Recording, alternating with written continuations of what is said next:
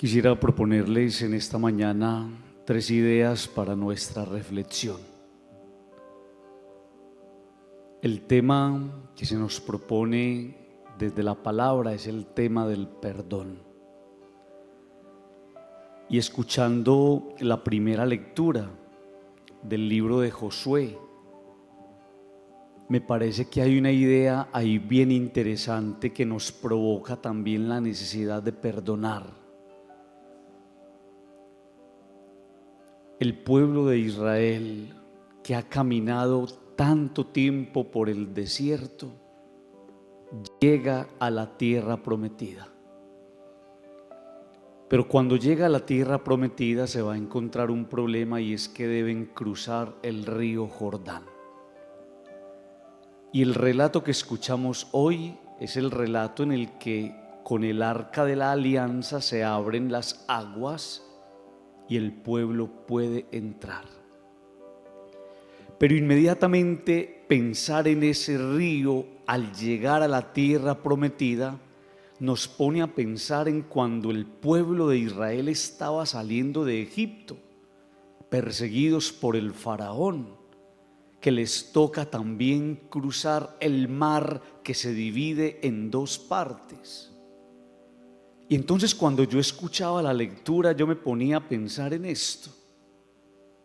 ¿Quiénes fueron los que murieron cruzando el mar? Mueren los egipcios. ¿Y por qué logran pasar los israelitas? ¿Por qué el pueblo hebreo sale victorioso? Por una razón. Los egipcios van cargados de armas. Los egipcios van con sus carruajes, mientras el pueblo de Israel va libre, va ligero de equipaje. Que esa lectura se nos proponga a nosotros el día en el que el Evangelio nos habla del perdón. Inmediatamente nos pone a pensar: cuando vas cargado, cuando vas lleno, cuando llevas esas armas de odio y de resentimiento, vos vas a terminar sumergido en el mar de las angustias, de la miseria y de la tristeza. El que lleva cargando muchas cosas termina ahogado. Los que murieron no fueron los israelitas, murieron los que iban con sus carruajes de soberbia, cantando victoria y persiguiendo a los demás. Somos nosotros cuando con nuestros odios y nuestra soberbia perseguimos a los otros y le hacemos la vida imposible, los que terminamos ahogándonos en nuestro propio orgullo, en nuestra propia banalidad, en nuestra propia vanidad, en nuestras miserias. Esa idea me parece interesantísima. Este camino de la vida vale la pena recorrerlo aprendiendo a soltar. La segunda idea es que siempre me ha llamado la atención que es Pedro quien le hace la pregunta a Jesús. El Evangelio no se preocupa por decirme que fue otro discípulo el que le pregunta al Señor, no, es Pedro el que le dice a Jesús: Señor, si mi hermano me ofende, ¿cuántas veces le tengo que perdonar? Y entonces cuando es la figura de Pedro el que pregunta, inmediatamente a mí se me empieza a sugerir que la única manera de perdonar es cuando tú tienes una experiencia muy profunda y de mucha cercanía con Dios. Pedro es uno de los discípulos preferidos del Señor, tan preferido que a Pedro el Señor le entrega la iglesia. Y pareciera que la única manera de perdonar es que usted aprenda a doblar mucha rodilla. Es que la palabra perdón en su etimología nos sugiere ya el perdón como un don.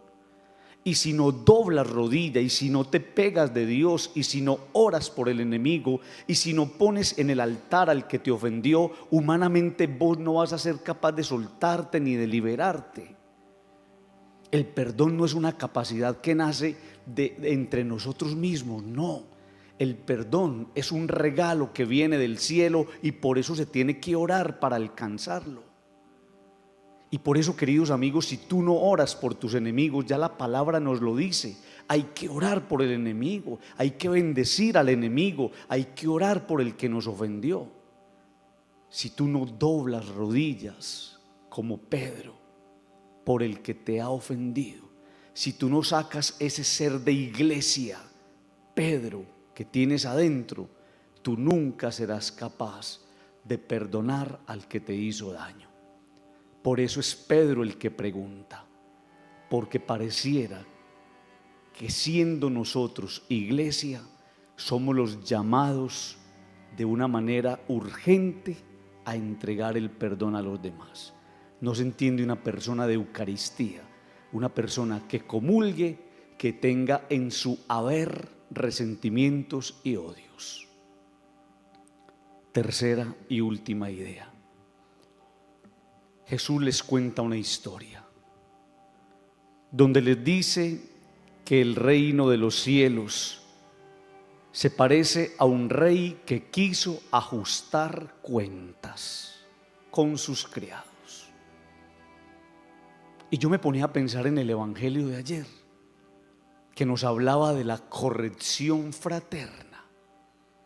Si tu hermano peca, llámalo a solas y corrígelo a solas. Y entonces, ajustar cuentas ¿con quién? ¿Por qué no empezás a ajustar cuentas con vos mismo? A mí me llama mucho la atención ese detalle.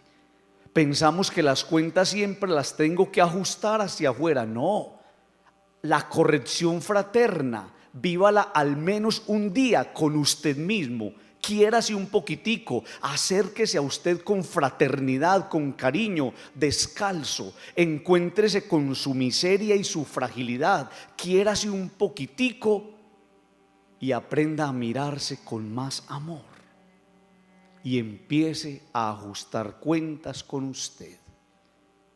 ¿Cuántos pecados, cuántos errores, cuántas equivocaciones? Y hasta que no seas capaz de perdonarte a ti mismo, no serás capaz de perdonar a los demás. Corrección fraterna conmigo. Me consiento, no me doy tan duro. Me doy cuenta que en mi humanidad yo soy capaz de hacer mucho daño. Pero también el perdón que Dios nos entrega es para mí. Por eso ajusto cuentas conmigo y me doy cuenta de que también yo tengo derecho en las manos de Dios a una oportunidad. Que nos ayude el Señor y nos conceda la gracia en esta mañana de ese don, un don que solamente se alcanza cuando en este altar somos capaces, junto al pan, junto al vino y junto a las realidades que tanto amamos, de poner también a nuestros enemigos. Digan conmigo, amén.